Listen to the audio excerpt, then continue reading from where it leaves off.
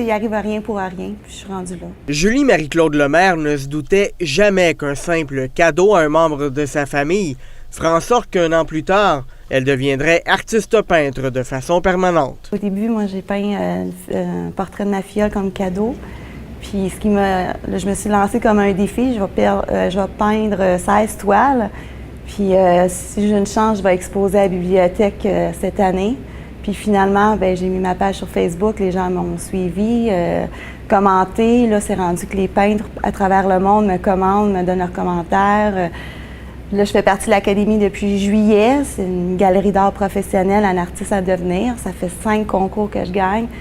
Tu sais, veux pas, grâce à ça, ça me donne le goût de continuer.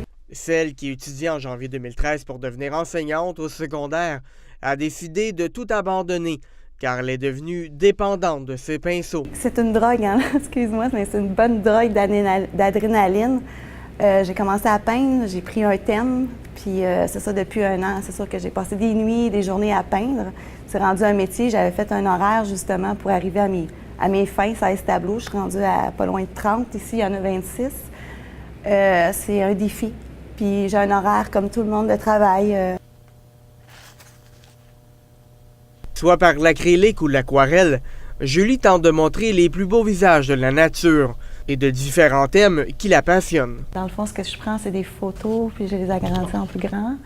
C'est sûr que je fais de l'abstrait aussi, ça me fait du bien, c'est moins exigeant. L'artiste présente sa toute première exposition en sol mascoutin au Bureau de tourisme et des congrès jusqu'au 7 février. Je suis contente parce qu'enfin, je vais pouvoir rencontrer les gens. Comme j'ai été aussi responsable d'un camp de jour, je les appelle mes petits protégés. J'ai aimé beaucoup, puis je m'ennuie d'eux aussi. Fait que c'est ça, fin février, début mars, j'étais à la Bibliothèque Saint-Germain, Théa Saint-Germain. Puis en fin octobre, je suis à l'autre bibliothèque Sainte-Rosalie. Bien qu'elle débute à peine, elle vise loin de moins que de percer dans d'autres pays. On a l'objectif dans 5 ans d'aller en France, parce qu'on ne se le cachera pas qu'en France, New York, Montréal, c'est surtout là qu'ils se font les ventes. J'ai beaucoup de gens, comme j'ai dit, qui me suivent sur Facebook à travers le monde qui sont des peintres, beaucoup de Français. Puis j'aimerais ça découvrir le pays, aller plus loin.